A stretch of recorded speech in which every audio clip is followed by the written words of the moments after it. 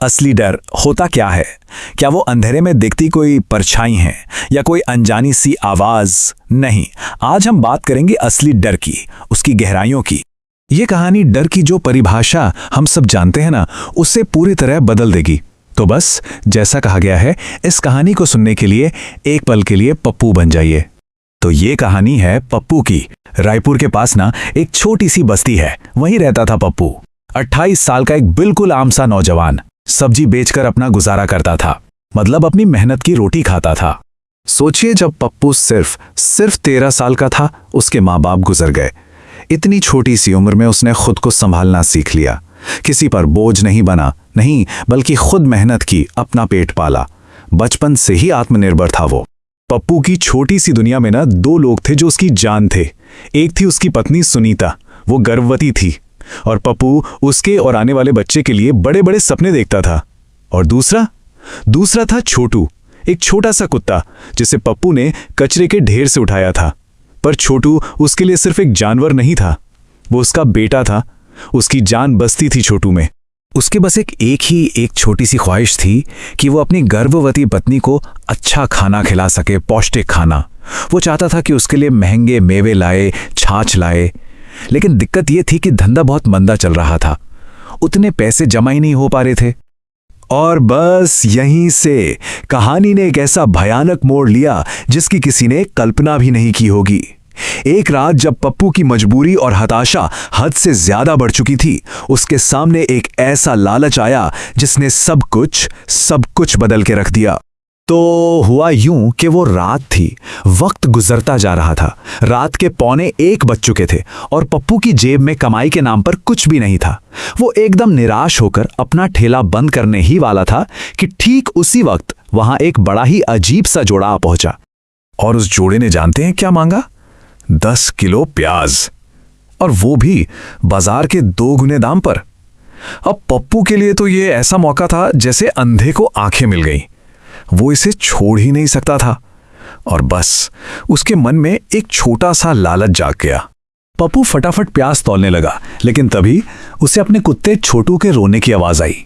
छोटू कोने में दुबका हुआ कांप रहा था, बुरी तरह से, जैसे उसने कोई बहुत बड़ा खतरा देख लिया हो। वो पप्पू का पैंट पकड़कर उसे पीछे खींचने लगा, जैसे कह रहा हो, मत करिए सौदा। लेकिन पप्पू की आंखों पर तो उस वक्त लालच की पट्टी बंधी थी। उसे लगा कि इस छोटू की वजह से ये इतना बड़ा सौदा हाथ से निकल जाएगा। अरे जाने दे मुझे, मन में ये सोचते हुए उसने गुस्से में छोटू को झटक दिया और वापस अपने ठेले की तरफ भागा। पर जैसे ही वो अपने ठेले के पास पहुंचा, उसने देखा कि वो लड़का और लड़की वहां थे ही नहीं, गायब, जैसे हवा में घुल गए हों। ये पहली अजीब बात थी उस रात की, पर आने वाले खौफ की ये तो बस एक छोटी सी शुरुआत थी। और फिर पप्पू की नजर अपने ठेले पर पड़ी, और जो उसने देखा उसका खून जम गया। एक पल पहले जो प्याज और लहसुन एकदम ताजे थे, वो अब पूरी तरह सड़ चुके थे। उनमें कीड़े रेंग रहे थे और ऐसी घिनौनी बदबू आ रही थी कि पप्पू ने वहीं उल्टी कर दी। ये कैसे हो सकता है? ये तो नामुमकिन था। पर यह सब ठीक उसकी आंखों के सामने हो रहा था। पूरी तरह से डरा सहमा पप्पू भागकर सीधा अपने घर पहुंचा। उसे लगा शायद वहां सब ठीक होगा। लेकिन जैसे ही उसने घर का फ्रिज खोला, वही खौफ, वही मंजर लौट आया।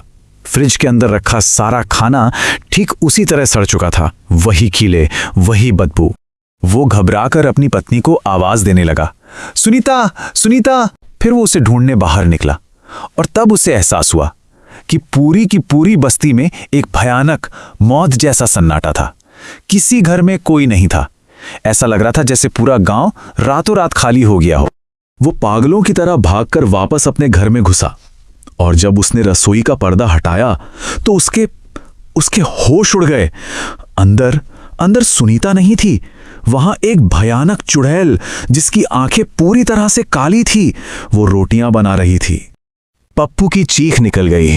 वो चीखता हुआ घर से बाहर भागा, लेकिन बाहर अब कोई बस्ती नहीं थी, कोई घर नहीं था, कुछ भी नहीं। सिर्फ चारों तरफ एक अंतहीन घना काला अंधेरा था। उसका दिमाग काम करना बंद कर चुका था। वो बस उस अंधेले शून्य में बेतहाशा भागता जा रहा था।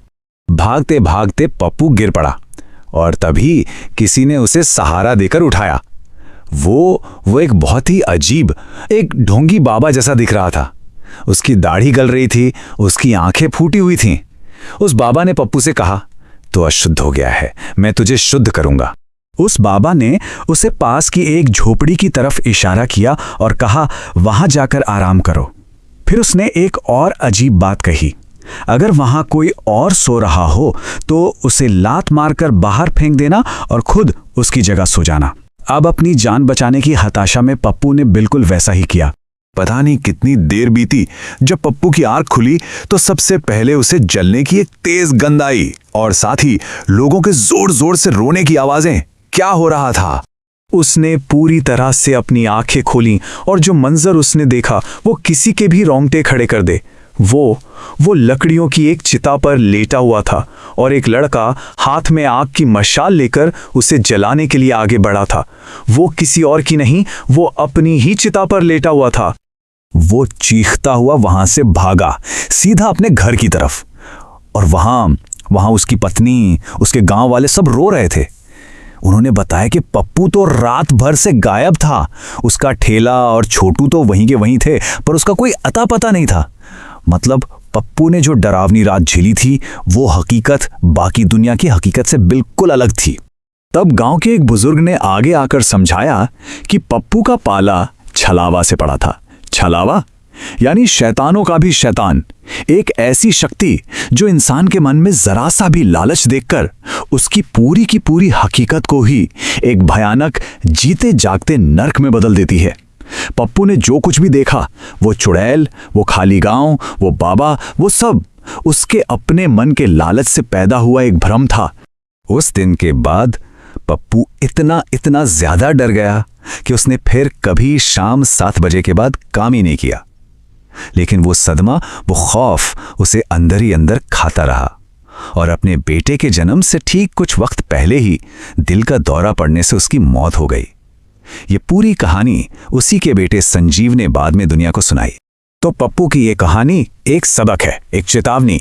ये हमें याद दिलाती है कि मन में आया एक छोटा सा लालच, एक पल की कमजोरी कितनी भयानक, कितनी अनजानी ताकतों को दावत दे सकती है और उसका अंजाम हमारी कल्पना से भी कई ज्यादा भयानक हो सकता है।